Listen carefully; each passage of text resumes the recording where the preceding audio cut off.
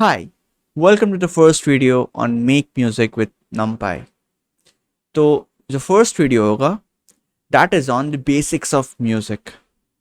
So the first question कि यार मुझे क्या म्यूज़िक का बेसिक्स पता होना ज़रूरी है? मुझे तो म्यूज़िक के बारे में कुछ नहीं पता, क्या मैं इसको आगे बढ़ा सकता हूँ? So the answer is yeah, definitely. अगर आपको नहीं पता है आप फिर भी इसको कर सकते हो। अगर आपको पता है तो वो ऑफ कोर्स हेल्प करेगा। थोड़ी सी बैकग्राउंड नॉलेज होना ऑफ कोर्स किसी भी जगह पे अच्छा होता है। ठीक है, चलो तो अब बढ़ते हैं व्हाट इज़ म्यूज़िक। और म्यूज़िक को जानने से पहले मेरे को ये जानना पड़ेगा कि साउंड क्या होता है। साउंड साउंड होता है कि एक बहुत बेसिक चीज़ है साउंड। तो आप कोई भी आवाज़ सुनते हो उसी को साउंड बोलते हैं। मैं यहाँ क्लिक किया ये भी साउंड है, मैं बोल रहा हूँ ये भी साउंड है, मैं कोई पियानो में कुछ नोट्स बजाया वो भी साउंड है, मैं गिटार बजाया वो भी साउंड है। तो अब ये साउंड क्या है? Sound is nothing but waves.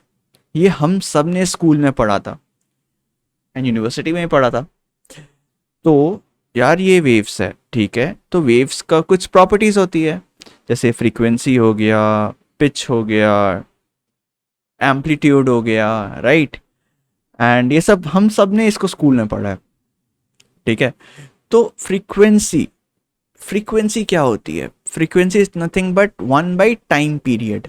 Time period याद रखना, it's not one by time, it's one by time period हमारे केस में, ठीक है। और एक ह्यूमन की ऑडिबल रेंज क्या होती है सुनने की? That is 20 hertz to 20,000 hertz, right. इसके नीचे 20 हर्ट्स के नीचे एक ह्यूमन सुन नहीं पाता, 20,000 के ऊपर ह्यूमन सुन नहीं पाता है, ठीक है। तो अब आते हैं म्यूजिक के बेसिक्स में। तो सबसे बेसिक जो इंस्ट्रूमेंट है म्यूजिक में, सबसे इजी इंस्ट्रूमेंट है, इजी इन द सेंस कि आप बजा के उसे समझ सकते हो, is the piano. Okay, playing a piano is not easy. मैं ये नहीं बोल रहा हूँ कि पियानो बजाना बहुत आसान है, पर आप नोट्स से आवाज़ निकाल सकते हो, आप उसके बेसिक्स को पढ़ सकते हो, बेसिक्स जानना उसका बहुत आसान है, ठीक है। चलो तो आते हैं पियानो में। तो पियानो के जो नोट्स होते हैं, पियानो में आप देखोगे कि वाइट कीज होते हैं एंड ब्लैक कीज होते हैं, right. White keys and black keys. अब जो वाइट कीज होते हैं इनका एक नाम होता है, हर एक की का एक नाम होता है, ठीक है। तो जो वाइट कीज होते हैं ये कुछ इस ऑर्डर पे होते हैं, उनका नाम होता है C, D, E, F, G, A, B, ठीक है।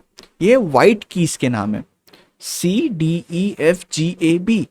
आप इसके ऑर्डर को उल्टा सीधा कुछ भी कर सकते हो, रहता मोटा मोटी सेम है। आप इसको A B C D E F G भी बोल सकते हो, इसमें कोई प्रॉब्लम नहीं है।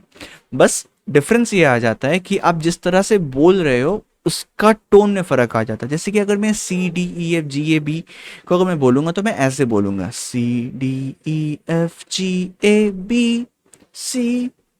Sounds familiar, right. फेमिलियर लग रहा है किसी के साथ, राइट। आपने सरगम के बारे में सुना होगा, सा रे गा मा पा धा नी सा।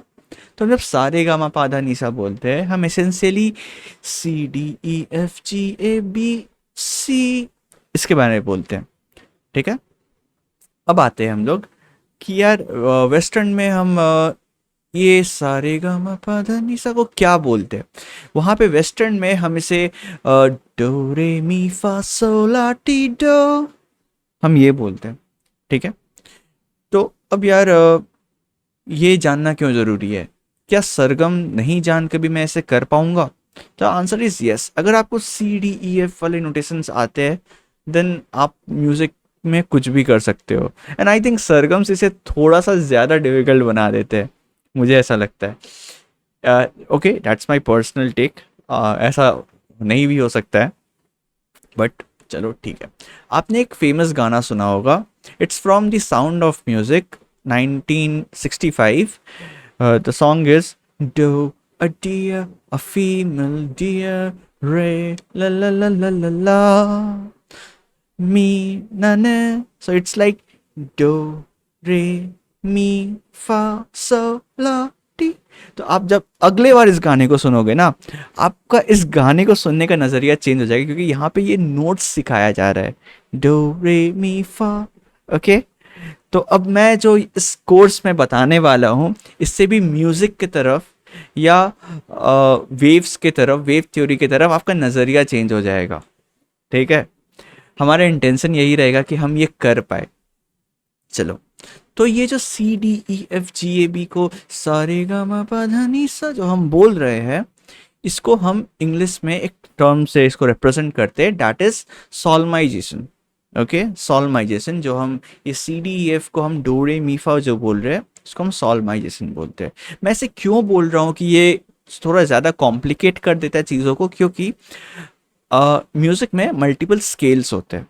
ठीक है, अब इन मल्टीपल स्केल्स में ये सारे गा मा पा धा नी सा बैठ जाएगा, that is no issue with that, वो बैठ जाएगा। लेकिन फिर आप एग्जैक्टली आप नोट्स को देख के ये नहीं बोल पाओगे कि यार एग्जैक्टली वो कैसा साउंड करने वाला है, क्योंकि उसके पीछे आपको और भी बहुत कुछ जानना पड़ेगा कि ये किस स्केल में है क्या नहीं है। बल्कि जो सी डी ई एफ वाला जो नोटेशन है, उसमें क्या है ना कि वो एब्सोल्यूट नोटेशंस है, मतलब कि आप कहीं भी कभी भी बजाओ वो सेम साउंड करेंगे, उसमें कोई भी ऐसा साउंड का फर्क नहीं होगा। इंस्ट्रूमेंट्स का साउंड में फर्क हो सकता है, वो जो नोट्स है वो सेम रहेंगे। ओके, तो चलिए आते हैं अब एक प्रैक्टिकल डेमो में कि यार ये पियानो में क्या होता है, C D E F G A B.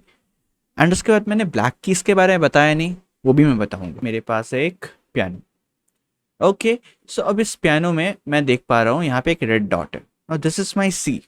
मैं सी कैसे ढूंढूंगा? जहाँ भी दो ब्लैक नोट्स है, उसके पहला वाला नोट हमेशा सी होता है। ठीक है, तो यहाँ पे मेरे को दो नोट्स दिख रहे हैं, यहाँ पे दो ब्लैक नोट्स दिख रहे हैं, यहाँ दो ब्लैक नोट्स दिख रहे हैं, यहाँ दो ब्लैक नोट्स दिख रहे हैं, यहाँ भी दिख रहे हैं। तो इन सब के पहले वाला जो की है, दैट इज द सी की। ओके, सी सी सी सी। अब देख रहे हो इसके फ्रीक्वेंसीज कैसे चेंज हो रहे हैं। यहाँ पे फ्रीक्वेंसी सबसे कम है, यहाँ थोड़ा ज़्यादा, यहाँ और ज़्यादा, यहाँ और ज़्यादा, यहाँ सबसे ज़्यादा, आई थिंक यहाँ सबसे ज़्यादा। Okay okay cool. सो यही है, C D E F G A B, फिर आता है सी। तो ये दो सी के बीच में ये पूरा नोट जो है, ये D E F G A B, ये आता है। ठीक है, एंड उसके बाद जो ब्लैक नोट्स है, इसे हम बोलते हैं इधर फ्लैट्स और शार्प नोट्स। ठीक है, तो सी के बाद आता है सी शार्प, डी के बाद आता है डी शार्प, उसके बाद ई का कोई शार्प नोट नहीं होता, एफ के बाद आता है एफ शार्प, जी के बाद आता है जी शार्प, ए के बाद आता है ए शार्प, बी का भी कोई शार्प नोट नहीं होता। ठीक है, बट मैं ये क्यों सीख रहा हूँ?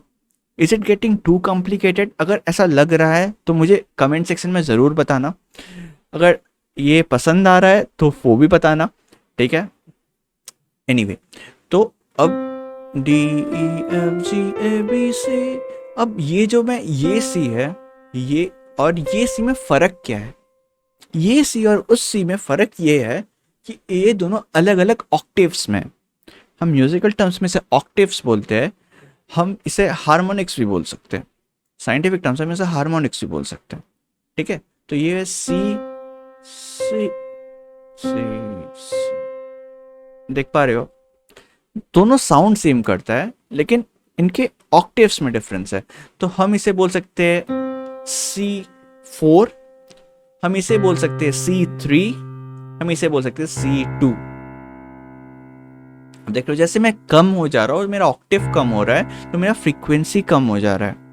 और एक चीज इंटरेस्टिंग बात, जो फ्रीक्वेंसी जो के बारे में जो मैं बात कर रहा हूँ, वो है कि यहाँ मैं बोल रहा हूँ फ्रीक्वेंसी मेरा ज़्यादा है, यहाँ फ्रीक्वेंसी कम है, यहाँ फ्रीक्वेंसी और ज़्यादा होगा। अब देखना, मैं आपको एक डेमोन्स्ट्रेशन करके दिखाता हूँ। मैंने क्या कहा, frequency is 1 by time period. एक टाइम पीरियड में वेव कितना बार ऑसिलेट करेगा। ठीक है, तो चलिए मैं एक डेमो करता हूँ। 1 2 3 4, 1 2 3 4। अब देख रहे हो ये वेव कब तक सस्टेन कर रहा है, 1 2 3 4। अब देख रहे हो, अब मैं आगे बढ़ता हूँ, देखता हूँ कि आगे वाला नोट कितना देर तक सस्टेन करता है विद द सेम बीट। 1 2 3 4, ठीक है 1 2 में जाके ये रुक गया, 2 बीट मेरा खाली गया, 1 2 3 4, और मैं और आगे जाऊंगा तो वैसा ही कुछ होगा, और कम होगा, 1 2 3 4 1 2 3 4। लेकिन जैसे मैं नीचे आता हूँ आप देखो कि ज़्यादा देर तक रह रहा है, मैं 1 2 3 4 के भी आगे ये जा रहा है, 1 2 3 4 5 6 7 8, यहाँ पे और ज़्यादा, 1 2 3 4 5 6 7 8, आप देख रहे हो।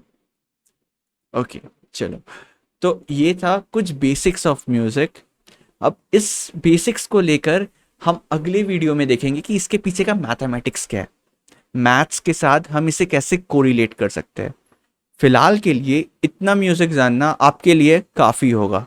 अगर वीडियो पसंद आया तो वीडियो को लाइक करें, अगर चैनल पे नए हैं तो चैनल को सब्सक्राइब करें, और चलिए मिलते हैं अगले वीडियो पे। चलिए बाय।